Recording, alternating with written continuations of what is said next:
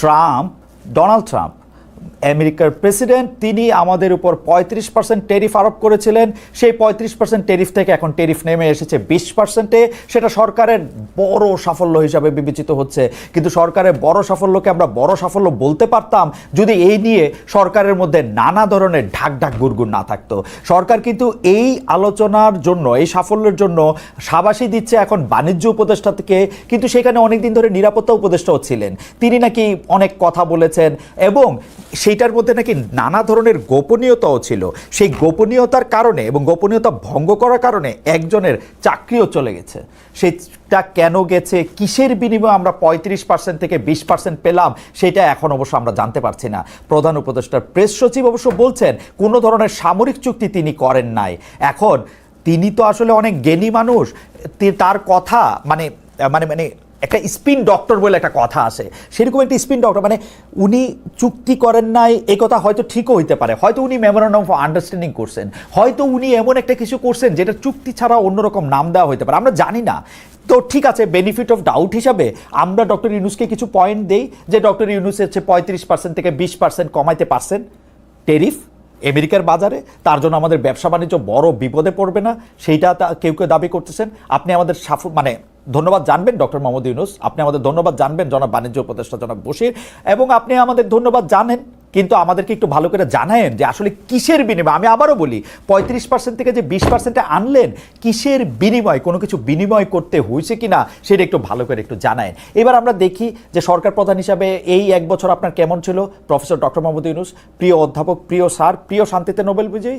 আমি দেখতে পাচ্ছি বা আমরা দেখতে পাচ্ছি ক্ষমতায় আসার পর ডক্টর মোহাম্মদ ইউনূসের গ্রামীণ প্রতিষ্ঠানগুলো বা তার সামাজিক ব্যবসার শাখা প্রশাখাগুলো যে উত্থান, তা নিয়ে অনেক অনেক গণমাধ্যম, সামাজিক মাধ্যম, কিন্তু পরিচিত গণমাধ্যমের মধ্যে নিউ এজ বিশেষ প্রতিবেদন প্রকাশ করেছে, যাকে তারা, আমরা, আমি বলছি কনফ্লিক্ট অফ ইন্টারেস্ট। একটু চোখ বোলান, এর মধ্যে রয়েছে গ্রামীণ ইউনিভার্সিটি অনুমোদন, গ্রামীণ এমপ্লয়মেন্ট সার্ভিসের জনশক্তি রপ্তানির লাইসেন্স পাওয়া, গ্রামীণ টেলিকমের ডিজিটাল ওয়ালেট চালুর অনুমতি। মনে হচ্ছে এগুলি কনফ্লিক্ট অফ ইন্টারেস্ট? মনে হচ্ছে এর একটাও মিথ্যা কথা? মনে হচ্ছে এর একটাও আমরা ডক্টর মোহাম্মদ ইউনূসকে পছন্দ করি না সেজন্য বলতেছি? আরেকটু সামনে যাই। গ্রামীণ ব্যাংকের আগামী 5 বছরের কর মৌকুফ করেছে অন্তর্বর্তী সরকার। গ্রামীণ ব্যাংকে সরকারের শেয়ার কমিয়ে 25% থেকে 10% করা হয়েছে। আগের সরকার থাকলে 666 কোটি টাকা কর দিতে হতো ডক্টর মোহাম্মদ ইউনূসকে। এটা ছিল আদালতের রায়। নিজে ক্ষমতা আসার পর আদালতের মাধ্যমেই অব্যাহতি পেয়েছেন রাতারাতি। এটা সত্যি যে যে সরকারটা চলে গেছে, যে সরকারটা পালায়ে গেছে, যে সরকারটা পতিত, সেই সরকার ডক্টর মোহাম্মদ ইউনূসকে মামলা দিয়ে নিপীড়ন করেছিল। কিন্তু তিনি নিজে ক্ষমতা আসার পর রাতারাতি যে মামলাগুলি থেকে অব্যাহতি নিলেন, সেটা আইন মেনে, নাকি সাবেক প্রধানমন্ত্রী শেখ হাসিনা সরকারের মতোই ক্ষমতায় এসে রাষ্ট্রপক্ষ হওয়ার সুবিধা নিয়ে সব প্রত্যাহার করিয়েছেন? অথচ নতুন বাংলাদেশ, নতুন বন্দোবস্তের উদাহরণ তৈরি করতে ডক্টর ইউনূস মামলায় লড়ার ঘোষণাও দিতে পারতেন। লড়াইয়ের পর জিতলে মামলাগুলো মিথ্যা, সেটা বেশি প্রমাণিত হতো। অনেকেই বলে থাকেন যে বিএনপি ক্ষমতা থাকলে বগুড়া, আওয়ামী লীগ ক্ষমতা থাকলে গোপালগঞ্জ, এরকম করে নাকি অন্তর্বর্তীকালীন সরকার ও চট্টগ্রাম। এই কথা কি আসলে ঠিক? অন্তর্বর্তীকালীন সময় কি চট্টগ্রাম গোপালগঞ্জের জায়গা বা বিএনপির সময়কার বগুড়ার জায়গা নিছে? আমরা তো জানি না তেমন কিছু, কিন্তু দুই একটা খবরের দিকে আপনারা দৃষ্টি দেন। এই সরকারের যে উন্নয়ন বরাদ্দ, যে এডিপি, সেইটার অর্ধেকের বেশি এই বছর চট্টগ্রামের জন্য, অন্তত অর্ধেকের বেশি না হোক, অর্ধেকের বেশি চট্টগ্রামের জন্য। প্রথম 10 মাসে সেই এডিপির 1,12,000 কোটি টাকার ব্যয় অনুমোদন করা হয়েছে শুধুমাত্র চট্টগ্রামের জন্য। মানে 1,12,000 কোটি টাকা যে ব্যয় অনুমোদন করা হয়েছে, এই উন্নয়ন বরাদ্দের অর্ধেকের অর্ধেক ব্যয় হবে রাজধানী চট্টগ্রামের জন্য। এটা কি কোইন্সিডেন্স যে ডক্টর মোহাম্মদ ইউনূসের বাড়ি চট্টগ্রাম? সরকার গঠনের শুরু থেকেই ডক্টর মোহাম্মদ ইউনূসের বিরুদ্ধে স্বজনপ্রীতির একটা, আমি অভিযোগ বলবো না, এটা অভিযোগ না, এটা স্বজনপ্রীতি প্রশংসাও হইতে পারে যে আপনি আপনার স্বজনের জন্য ভালো, যে তার স্বজনের জন্য ভালো সে তো ভালোই। কিন্তু ডক্টর মোহাম্মদ ইউনূসের ব্যাপারগুলি আপনারা দেখেন, এটা কখনো আত্মীয় প্রীতি, কখনো গ্রামীণ ব্যাংক প্রীতি, কখনো চট্টগ্রাম প্রীতি। ডক্টর মোহাম্মদ ইউনূস স্বাস্থ্য উপদেষ্টা হিসেবে নিয়েছেন গ্রামীণ ব্যাংকে নূরজাহান বেগমকে, প্রধান উপদেষ্টার কার্যালয়ে এসডিজির মুখ্য সমন্বয় করেছেন ইউনূস সেন্টারের লামিয়া মুর্শেদকে, নিজের ভাতিজাকে নিয়োগ দিয়েছেন প্রধান উপদেষ্টার প্রেস উইংয়ে। ক্ষমতায় এসে প্রধান উপদেষ্টা শুরু থেকেই বলছেন ছাত্ররা তাকে ক্ষমতায় বসিয়েছেন, এটা জুলাই মিত্রদের বিভাজন উস্কে দিয়েছে। তিনি সমন্বয়কদের রাজনৈতিক দল গঠনে উৎসাহ দিয়েছেন, যার কারণে এনসিপিকে সরকারি দল কিংস পার্টি বলা আরও সহজ হয়েছে। যখনই তিনি মনে করেছেন যে না তিনি আর কি বলে জানি আর ক্ষমতায় থাকবেন না, তখন তিনি ডেকে বলছেন এনসিপিকে। যখন তিনি বলছেন যে না তার রাজনৈতিক দলগুলির সাথে কথা বলা দরকার, প্রথমে তিনি মাত্র 4 জনের সঙ্গে কথা বলবেন, সেই 4টি পার্টির মধ্যে যে পার্টিটি এখনো অনুমোদন পায় নাই সেই এনসিপিকে ডাকা হয়েছে। এই জুলাই আন্দোলনের master mind, meticulous design, reset button এসব বলে ডক্টর ইউনূস মূলত ষড়যন্ত্র তথ্যকে উস্কে দিয়েছেন পতিত রেজিমের লোকজনের কাছে।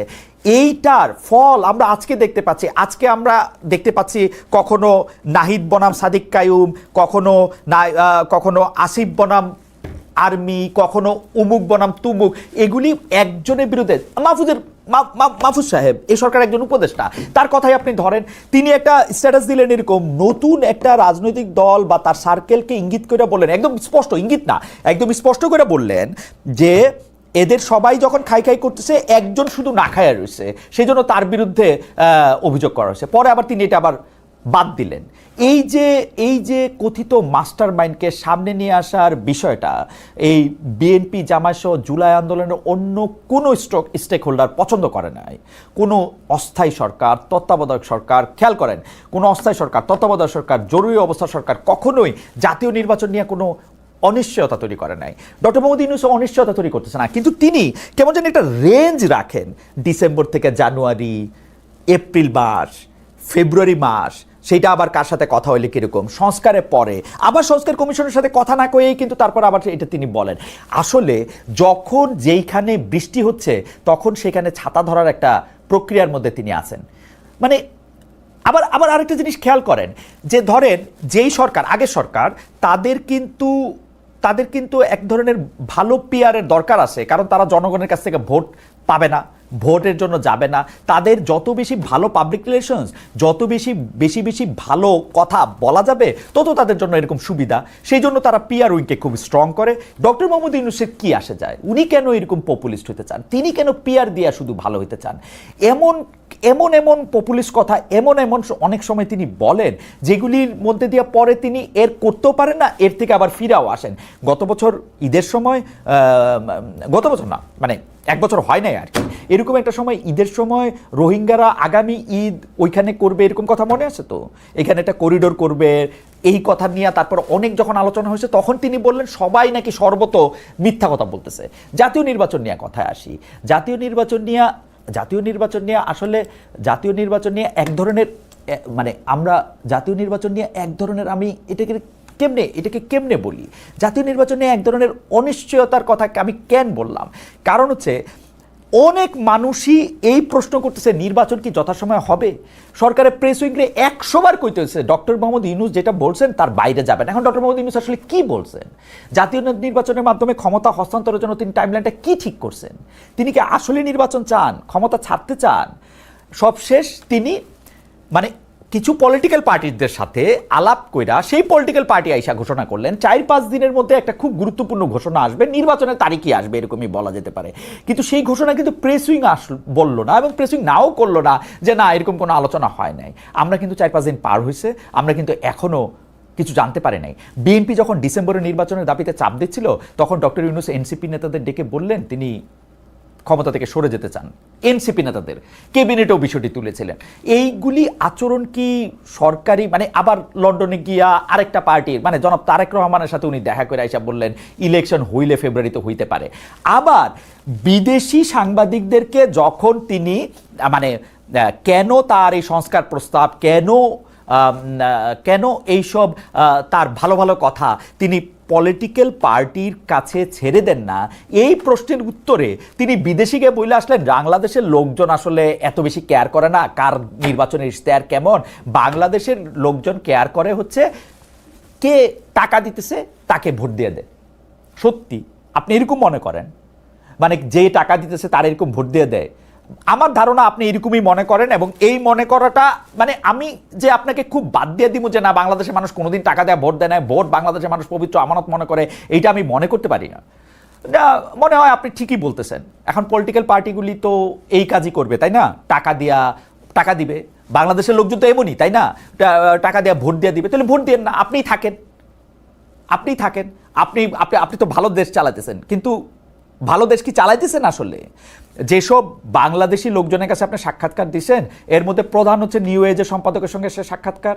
সেই সাক্ষাৎকারের ক্ষেত্রে, কারণ এছাড়া এটার আমি কেন প্রধান করতেছি, অনেকেই আপনার সাক্ষাৎকার কিন্তু নিছে, সেই সাক্ষাৎকারের মধ্যেও প্রবণতা প্রশ্ন নয়, প্রশংসা করতে এসেছি, এরকম মনে হয়েছে। তো নুরুল কবির সাহেব যে সাক্ষাৎকার নিছে, সেই প্রশ্নের জবাবে কিন্তু আপনি অকাতরে নিজের ব্যর্থতা, অক্ষমতা, অসহায়ত্ব নানাভাবে ব্যাখ্যা করছেন।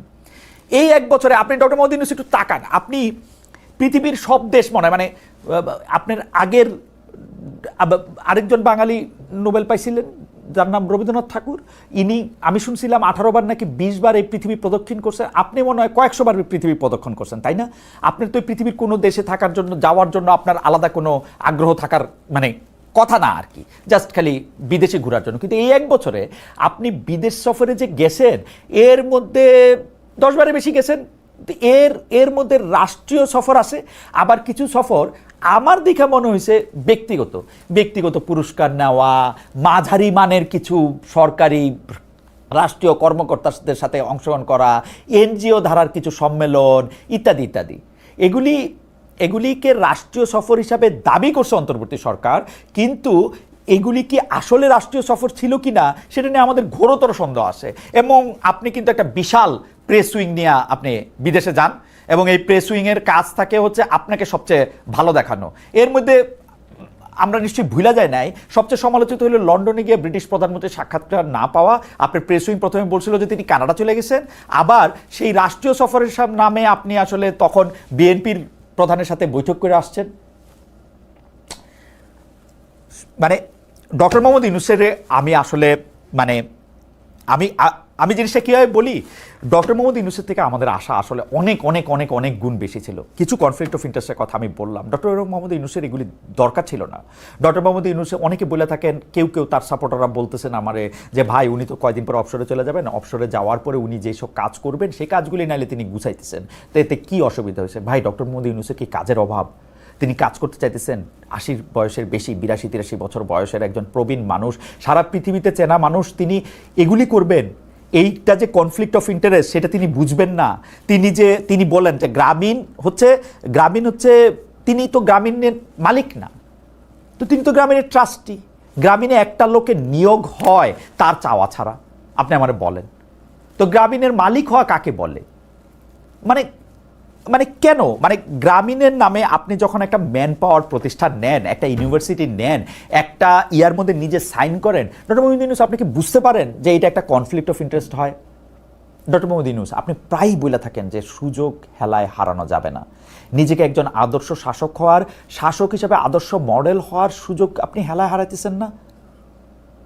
যাই হোক, আপনার উপদেষ্টাদের মানে অন্যদের কথা একটু আসি সবচেয়ে আলোচিত উপদেষ্টাদের একজন প্রফেসর ডক্টর আসিফ নজরুলের কথায়। ডক্টর আসিফ নজরুল মানে আপনি আইন উপদেষ্টা হওয়ার পরে আপনি নিজে যত বেশি মানে আমি কি বলবো মানে ভয় ভীতির পরিচয় দিছেন, এত ভীতু লোক আপনি কখনোই ছিলেন না আমার মনে হচ্ছে। কারণ হচ্ছে আপনি পপুলিস্ট জায়গা থেকে কেউ আপনাকে কোনো কিছু বললে সেগুলিকে আপনি এত বেশি গুরুত্ব দিচ্ছেন, এবং গুরুত্ব দিতে দিতে নিজেকে হাস্যকর হিসাবে প্রমাণিত করছেন। আমি হয়তো আপনাকে দুর্নীতিগ্রস্ত বলতে পারবো না, কারণ আমার কাছে প্রমাণ নাই, কিন্তু আপনি যে কত দুর্বল, এবং দুর্বলরা কি করে জানেন? দুর্বলরা হচ্ছে চেয়ারের, ডক্টর আসিফ নজরুল আপনার বলতেছি, দুর্বলরা হচ্ছে যে চেয়ারে বসে, সেই চেয়ারে বসার সুযোগ নিয়ে বিভিন্ন অন্যায় করতে থাকে। উদাহরণ দিই, আমি বিচারকদের সম্পর্কে মানে বিচারাঙ্গনে আপনি কি করতেছেন সেটার আমি কিছু উদাহরণ দিই। গত মাসের 10 তারিখে মানে 10 জুলাই আইন মন্ত্রণালয় প্রজ্ঞাপন জারি করে 18 জন বিচারককে বাধ্যতামূলক অবসরে পাঠায়। তাদের বাধ্যতামূলক অবসর দেওয়া হয়েছে সরকারি কর্মচারী অধ্যাদেশ 2018-র 45 ধারা অনুযায়ী। অথচ আইনটির 3 ধারায় স্পষ্ট বলা আছে এ আইনটি বিচারকদের ক্ষেত্রে প্রযোজ্য হবে না। প্রফেসর আসিফ নজরুল, আপনি শুনতে পাচ্ছেন? আপনার এই আইন বিচারকদের ক্ষেত্রে প্রযোজ্য হবে না। আইনটা আবার পড়েন, দেখবেন ওখানে লেখা আছে এই আইনটি বিচারকদের ক্ষেত্রে প্রযোজ্য হবে না। তো যে আইন বিচারকদের জন্য প্রযোজ্যই নয়, এই আইন অনুযায়ী আপনি বিচারকদের চাকরি নট করে দিচ্ছেন কিভাবে? আদেশে বলা হয়েছে জনস্বার্থে তাদেরকে বাধ্যতামূলক অবসর দিয়েছেন, কিন্তু অনুমান করা যায় এই বিচারকেরা আওয়ামীপন্থী বা তারা আওয়ামী লীগ সরকারের আমলে স্বাধীনভাবে কাজ করেননি, এই অপরাধে তাদেরকে চাকরি থেকে সরিয়ে দেওয়া হয়েছে, তাই না? আপনি যে তাদের সম্পূর্ণ গায়ের জোরে চাকরিটা নট করে দিয়া এটা প্রমাণ করলেন না যে বিচারকরা স্বাধীন নয়? এটা প্রমাণ করলেন না যে বড় সরকার চাইলে যে কোনো বিচারককে যখন তখন চাকরি থেকে অপসারণ করতে পারে? যাদের স্বাধীনতাই নাই তাদেরকে আপনি শাস্তি দিতেছেন স্বাধীনভাবে কাজ না করার অপরাধে। এটা কেমন কথা? সাবেক প্রধানপতি বিচারপতি ABM খায়রুল হককে গ্রেফতার করেছেন হত্যা মামলায়, অথচ মুখে বলতেছেন উনার অপরাধ হইল এই যে উনি তত্ত্বাবধায়ক সরকার ব্যবস্থার রায় দিয়ে বাতিল করেছেন এবং রায় টেম্পারিং বা জালিয়াতি করেছেন, তো উনাকে রায় জালিয়াতির মামলায় প্রসিকিউট করেন, রায় টেম্পারিং করার অপরাধে ওনাকে শাস্তি দেন। তা না করে আপনারা তাকে গ্রেফতার করলেন মার্ডার কেসে, যেটা আমরা সবাই জানি যে একটা মিথ্যা মামলা। রায় টেম্পারিং করা অপরাধ, কিন্তু মিথ্যা মামলায় কাউকে গ্রেফতার করা, মিথ্যা মামলায় সাজা খাটানো অপরাধ না? সেই অপরাধ আপনি এখনো করতেছেন না। শুধু বিচারপতি খায়রুল হক কেন, অনেককেই আপনারা গ্রেফতার করতেছেন মার্ডার কেসে, হাজার হাজার নিরীহ মানুষকেও আপনারা গ্রেফতার করতেছেন মিথ্যা মামলায়, যার বিরুদ্ধে অভিযোগ দুর্নীতির তাকেও গ্রেফতার করতেছেন মার্ডার কেসে, বেশিরভাগ ক্ষেত্রে মিথ্যা মার্ডার কেসে অথবা সবগুলি ক্ষেত্রে মিথ্যা মার্ডার কেসে। আইন উপদেষ্টা ডক্টর মোহাম্মদ আসিফ নজরুল, আপনাকে বলতেছি, গতকালও সাংবাদিকদের আপনি বললেন আপনার সুন্দর বাচনভঙ্গি দিয়ে, সুন্দর শব্দচয়ন দিয়ে, যে এই সরকারের প্রধান 2টা ব্যর্থতা, এক হচ্ছে মব নিয়ন্ত্রণ করতে না পারা, 2 হচ্ছে মিথ্যা মামলা নিয়ন্ত্রণ করতে না পারা। তো এই মিথ্যা মামলা নিয়ন্ত্রণ করা তো আপনার দায়িত্ব ছিল। আপনি যতই বলেন যে মামলা বা থানা পুলিশ স্বরাষ্ট্র মন্ত্রণালয়ের অধীন, কিন্তু আপনি তো আইন উপদেষ্টা। কি আইনি উপদেশ দিলেন আপনি সরকারকে? বিচারপতি খায়রুল হককে মিথ্যা মার্ডার কেসে গ্রেফতার দেখানো যাবে না, এই উপদেশ কি আপনি দিয়েছিলেন স্বরাষ্ট্র মন্ত্রণালয়কে? নাকি উনি যে রায় টেম্পার করছেন এইটা যদি আপনার আদালতে গিয়ে ফাইট করতে হইতো, তাহলে আপনাকে যে পরিমাণ কাজ করতে হইতো, আপনার যে পরিমাণ এক্সপার্টিস থাকতে হইতো, সেটা আপনার নাই, ঠিক না? বা আপনি সেই পথ দিয়ে হাঁটেন নাই। উনি যেই অপরাধ করছেন, যেটা আপনি বলতেছেন আমরা দেখতেছি, সেই অপরাধে ওনার বিচার হোক। এটা যদি ওনার অপরাধ হয়, আপনার আইন কর্মকর্তারা সেইটা নিয়ে ফাইল তৈরি করুক। কিন্তু আপনি দেখেন আপনার আইন কর্মকর্তারা, আপনার পাবলিক প্রসিকিউটররা তো আপনার আইন মন্ত্রণালয়ের লোক, তাই না? তারা কিন্তু বিপুল উৎসাহে আদালতে গিয়া মিথ্যা মামলাগুলিতে আদালতে রিমান্ড প্রার্থনা করতেছেন, জামিনের বিরোধিতা করতেছেন। এগুলি আপনার মন্ত্রণালয়ের কাজ না? তারা গিয়ে বলতেছেন না যে হ্যাঁ ABM খায়রুল হক মার্ডার করছে, অমুক মার্ডার করছে? যদি আপনারা মুখে বলতেছেন যে এগুলি মানে এই মিথ্যা মামলা, মব, এগুলি আপনার সরকারের সবচেয়ে বড় ব্যর্থতা।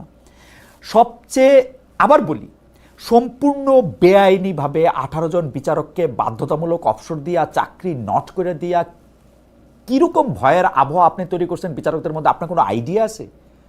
সব বিচারক এখন এমন ভয়ে আছে যে যে কোনো সময় যে কারো চাকরি নট হয়ে যেতে পারে। ভাই, সবাই তো আপনার মতো এরকম না যে চাকরি আজকে নট হয়ে গেলে কালকে গিয়া অন্য কিছু করে করতে পারবে। কারো এরকম ইচ্ছা নাও থাকতে পারে, কারো এরকম NGO করা, কোনো রকম বিশ্ববিদ্যালয় অধ্যাপনা করা, এগুলি তো নাও তার থাকতে পারে।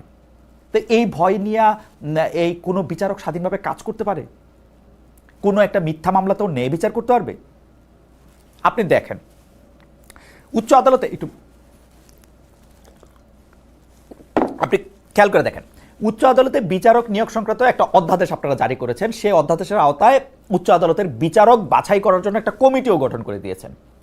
পত্রিকার খবরে পড়ে জানলাম যে বিচারক নিয়োগের জন্য 53 জন আগ্রহী প্রার্থীর ইন্টারভিউ নিয়েছে বাছাই কমিটি। 300 জনের বেশি আবেদন করেছিল, তার মধ্যে থেকে শর্টলিস্ট করা হয়েছে 53 জন। কোন ক্রাইটেরিয়নে, কোন যোগ্যতার ভিত্তিতে তাদের শর্টলিস্ট করা হইলো আমরা তো জানতে চাই। আমরা কিন্তু শুনতে পাইতেছি, আপনিও যদি আপনার কানটা আগের মতো খোলা থাকতো তাহলে আপনিও কিন্তু শুনতে পাইতেন যে যোগ্যতর অধিক কোয়ালিফাইড বাই সিনিয়রদের বাদ দিয়ে সম্পূর্ণ সাবজেক্টিভ স্যাটিসফ্যাকশনের ভিত্তিতে শর্টলিস্ট করা হয়েছে। পুরো প্রক্রিয়াটার ভিতরে স্বচ্ছতা তো কোথাও নাই। আমরা সেই আগের তিমিরেই আছি বলে মনে হচ্ছে।